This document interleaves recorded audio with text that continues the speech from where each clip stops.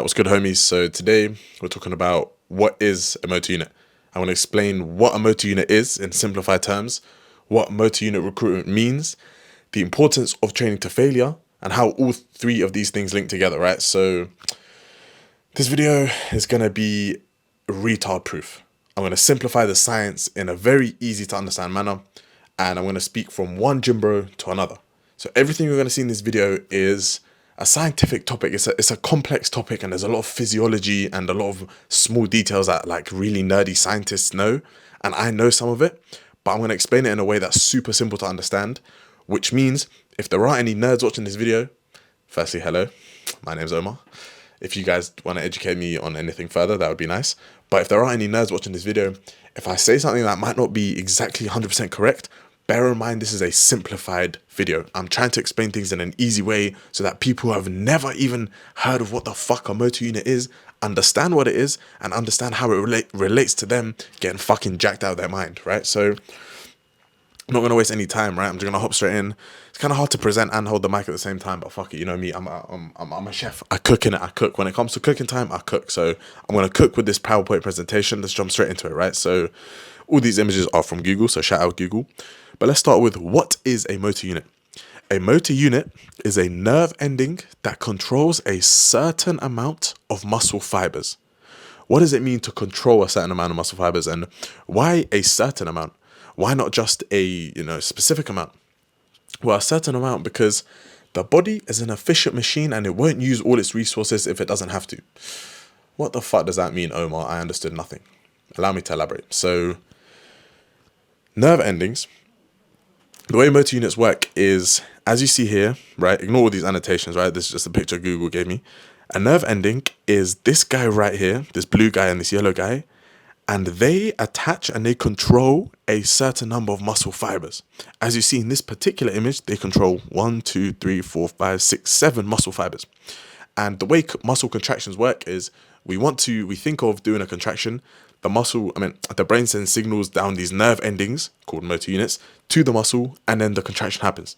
So right now I'm going to think of contracting my bicep, boom, I've done it. Signals were sent from my brain to the muscles to get the job done. That's how contractions happen. That's how the nervous system and muscles interact with each other. Now, the scientific term for this is innovation. These nerve endings innovate muscle fibers. But we're not going to use that term. We're just going to use control in it. Think of this motor unit, right? Think of this nerve ending as like the boss of the muscle fiber. It controls when the muscle fiber contracts. It tells the muscle fiber when to contract and when to relax, right? So a motor unit is just a nerve ending that controls a certain amount of muscle fibers. Now, how many muscle fibers and what are the differences in motor unit size? So we'll actually get onto how many muscle fibers in a sec, but the difference in motor unit size is the amount of muscle fibers a motor unit controls. So as you can see in this image, right, this thing on the left here is meant to be a brain. It's a fucking funky image. I was kind of looking at it thinking, what the hell is that? But as you see here in this red line, we got the nerve ending. And as you see, this nerve ending controls a large amount of muscle fibers. As you see with the blue line, again, we got the nerve ending, but this nerve ending only controls a small amount of muscle fibers. So when it comes to motor units, the only difference in motor unit size is the amount of muscle fibers being controlled. Nerve endings stay the same, right? Whether it's a large motor unit or a small motor unit, there will still be one nerve ending, but the only thing that changes is the amount of muscle fibers that nerve ending controls, as nicely depicted in this image. As you can see, we've got the nerve ending here controlling a large amount of muscle fibers. As you can see, we've got the nerve ending here controlling a small amount of muscle fibers. Next, what are the differences between small motor units and large motor units, right? So we've got this image here, right, where you're looking at here. Fuck, I'm starting to think, where the fuck am I going to put myself? I need to zoom out so you guys can see me on the camera somewhere. Okay. We'll go like this. Oh shit, I don't want to be moving that. Okay. So the first thing to know about motor units is that they are on a spectrum, meaning that there's small motor units, and then there's ones that are slightly bigger than small, and then ones that are slightly bigger than that, and then ones that are slightly bigger than that. So motor units don't just come in either small motor units or large. No, there's a spectrum. They sort of get bigger and bigger and bigger. So In this example, right, these numbers that I'm going to tell you, I've just made them up for example's sake, right? But they will depict the image and you'll understand what I mean. In this example, this small motor unit controls 100 muscle fibers. This large motor unit controls 1,000 muscle fibers. And all in between is medium-sized motor units that control numbers of muscle fibers in between these two numbers. So we got small motor unit that controls 100, then we got one that will be slightly bigger that controls maybe 125, one that's slightly bigger that controls maybe 400, one that's slightly bigger that controls maybe 700. So it's a spectrum, right? Motor units are a spectrum. Like we said, the only difference in motor unit size is the amount of muscle fibers being controlled. Motor units always have a nerve ending. It's just the amount of muscle fibers controlled that differs. Now, quick side note before we continue, small motor units are also referred to as the low threshold motor units. So when you hear that term being used, maybe by me later in this video or in other videos or in scientific literature, that just means a small motor unit. Large motor units are also referred to as high threshold motor units. So I've just put them in brackets here so that when you guys see those terms, low threshold motor units or high threshold motor units, you remember my beautiful face and you remember this beautiful video I've constructed for you. So the only difference in size between motor units is the amount of muscle fibers it controls. Now, why is motor unit size important for hypertrophy? What the fuck does it have to do with you getting jacked out of your mind, building your dream body, and getting all the girls you've ever wanted in your life? Let me tell you. The reason motor unit size is important for hypertrophy is because we want to activate as much muscle fiber as possible. We want to recruit as large of a percentage of our muscle as we can, because the more fibers we recruit, the more fibers we can hypertrophy. Think of it. If every single time we train, we only recruit small motor units, we're only hypertrophying and only getting 100 muscle fibers bigger at a time. Whereas if we can activate these large motor units, we can get more muscle fibers bigger. And think, just use common sense, which I know isn't so common nowadays, but shit, maybe you might have some of it left. What's going to get you more jacked? Getting 100 muscle fibers bigger or getting 1,000 muscle fibers bigger? 100, obviously not, I'm joking. 1,000, obviously. So we want to try and recruit these large motor units ASAP. We want to just solely use large motor units. Like, we want to get these motherfuckers as big as fucking possible, because large motor units control more muscle fiber equals more muscle fiber that can get bigger, and more muscle fiber that can get bigger equals we're going to be fucking jacked out of our minds. So we want to recruit these large motor units. But how does one recruit these large motor units? Well, remember when I said the body is an efficient machine? The body is an efficient machine and it won't use all its resources if it doesn't have to. Why have I mentioned that again? What does that mean? Why do I keep referring to that? Well, I keep referring to that because it helps understand the differences between small and large motor units and how they relate to hypertrophy. The first difference is that small motor units, low threshold motor units, they produce low amounts of force, but they're also fatigue resistant. Large motor units produce high amounts of force, but they fatigue quick. Let me give some examples, right? So in everyday, day-to-day life, our body is using small motor units. For me to move my arm like this, for me to put my hand overhead, for me to pick up and get something off the ground, for me to walk and contract my leg, that is a low force activity. Therefore, the body is using the small motor units. And because it's low force, these motor units can be used millions of times a day and not fatigue. They are very fatigue resistant. They resist fatigue. This is why you take 10k steps a day and you don't get any pump in your legs. Your legs don't feel tired. You don't get DOMS the next day. This is why you can just like live your life and move your body and your muscles every single time, normally every single day without getting a fatigue or getting a pump. And you got to realize that just living our regular day-to-day lives, we make like thousands of muscle contractions every day. Like, think of how many times today you contracted your bicep, how many times today you flexed your bicep. But then also think, how many times today did you feel a bicep pump? None. How does that work? How is it that when you're in the gym and you do bicep curls, you get a bicep pump, but in everyday life, when you're just living and you're doing bicep curls, you don't get a bicep pump? Let me tell you why that is. That is because in everyday, day-to-day life, you are doing low force activities and you are using small motor units that are very fatigue resistant. you're producing low amounts of force, and therefore you don't feel a pump, you don't feel tired. Now let's talk about large motor units. Large motor units are the opposite. They produce high amounts of force, but they fatigue quick.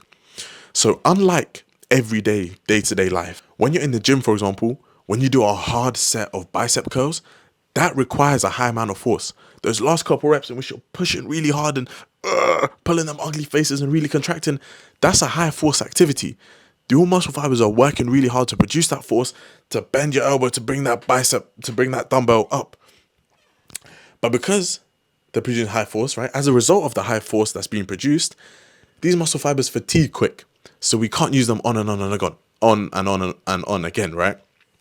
And the reason it's important to know this is because the body is efficient, like I keep repeating. The body isn't going to recruit our large motor units if it doesn't need to. Because if it did recruit the large motor units for, like, let's say everyday, day-to-day life, can you imagine how shit life would be? Like, every time you wanted to move your hand overhead, it would feel like a 1 rep max. Like, all of your muscle fibers would be recruited. Every single motor unit that exists in your shoulder muscle will get activated. Bro, you would just be fucking tired. Like, you would hate life. Like, you would just be living in a constant state of doing a 1 rep max with every movement you do. That would be fucking shit. So the body's efficient, and if it doesn't need to send all of its toughest troops to battle, the troops being the large motor units, it won't. So the body is going to try and stay and use the small motor units as often as it can. But we know that these small motor units only control a small amount of muscle fibers, and we don't want to hypertrophy a small amount of muscle fibers. We want to hypertrophy a large amount of muscle fibers, which then raises the question, how does one recruit large motor units? How does one get these guys that control 1,000 muscle fibers at a time working? One does that by putting our muscles in a scenario that requires them to produce high amounts of force. What is one of those scenarios? Training to failure. This is where the importance of failure comes in. This is why proximity to failure is so important. This is why every hypertrophy program and hypertrophy video tells you, you must train close to failure to get jacked. If you're training far from failure, you won't get jacked. Why? Because far from failure means you are activating small motor units that produce low amounts of force and that basically don't get fatigued at all, and therefore can do it over and over again, and that controls small amounts of muscle fibers. And watch this. This is the nail in the coffin. This is the crazy part about physiology. Large motor units are more prone to growth than small motor units. So if you train far from failure all the time, you're recruiting a small amount of muscle fibers, and these muscle fibers that you are recruiting, they don't even want to grow. They don't want to expand. They don't want to level up in life. They're happy being their regular low force producing motor units and being their fatigue resistant motor units. Whereas large motor units, on the other hand, yeah, they produce high force, yeah, they fatigue quick, but they are also more prone to growth. These guys want to grow. They want to get fucking bigger. And what a win-win it is that the muscle fibers that want to get bigger, the motor unit that wants to get bigger is also the exact motor unit that controls a large amount of muscle fibers. So we're in a position here where we want to recruit the large motor units because not only do they want to grow, like they are prone to growth, they also produce high amounts of force, and therefore we must train close to failure to put our body in a position that requires a high amount of force. So when you do a set, for example, as the set progresses, force demands increase, and therefore motor unit recruitment increases. Let's say you're doing a set of 10, right? And you take a set of 10 to failure. The first rep is easy, right? The second rep is also easy. Third rep's easy. But as the reps continue to get harder and harder and harder, rep number 7, rep number 8, rep number 9, rep number 10, they are hard reps, right? And so the first rep requires low amounts of force. You get that rep done quickly. The last rep, number 10, that rep requires a lot of force. You get that rep done slowly, like you're grinding, you're pulling them ugly faces, you're like straining, not looking good for Instagram, hoping your gym crush doesn't see your ugly faces because then she'll never fucking give you her number. So as a set increases and as a set progresses and as we get closer to failure, we also increase the recruitment of motor units. We recruit more and we recruit larger motor units. And so this kind of basically reiterates the point that I've been making for the last couple of minutes. Training to failure is damn fucking important because we need to go high to failure we need to go close to failure to put our body in a position that requires it to produce high amounts of force, so that we can recruit the high threshold motor units that control more muscle fibers, so that we can hypertrophy more muscle fibers and get bigger quicker, and so that we can recruit the high threshold motor units that are also more prone to growth than the low threshold motor units. Fuck, I nearly cooked that. I accidentally said slow threshold motor units instead of low threshold. But apart from that, on God, I felt like Eminem. Like I was just fucking speaking and just staring down the lens, saying all the right things at all the right moments. So yeah, that basically summarizes this video right now. Like I said, I made this video retard proof, and I summarized and explained the science in a very simple to understand manner, right? So listen, motherfuckers. That's what a motor unit is. It's just a nerve ending that controls a certain amount of muscle fibers. The amount of muscle fibers it controls depends on whether it's a small motor unit, that's also referred to as low threshold, or a high motor unit, that's also referred to as high threshold. Now, the reason we want to activate the high threshold motor units is because they control more muscle fibers and get us bigger quicker. And the only way to activate high threshold motor units is to go close to failure. So hopefully now you've understood what a motor unit is. You understand the main differences between motor units and motor unit size. You now understand the importance of training to failure to recruit these large fucking high threshold motor units. And you hopefully enjoyed this video somewhat. You know, maybe I'm a funny guy, or maybe I'm good at explaining things, or maybe, yeah, listen, my bro, let me tell you, no, not let me tell you, you tell me what you thought of this video. If I'm on your screen right now, please comment below anything that you learn, or anything that you're unsure of, or any feedback you want to give me. And with that said, if you want to get coached by me personally and learn scientific content, I keep fucking on my words tonight, scientific concepts like this in more detail, click the first link in the description to hop on a free coaching call with me, in which I teach you everything about building muscle in 20 minutes or less. Yes, that includes diet, training, mindset, and everything in between, in a free coaching call. So live with me, speaking to me, seeing me on your screen. 20 to 30 minutes or less. I'll sort all your problems out for completely free. Click the first link in the description. Thank you for watching this video. It also comes with my free training program, and I shall catch you in the next one. Thank you, bro. You're the man. Love you, appreciate you, and see you soon.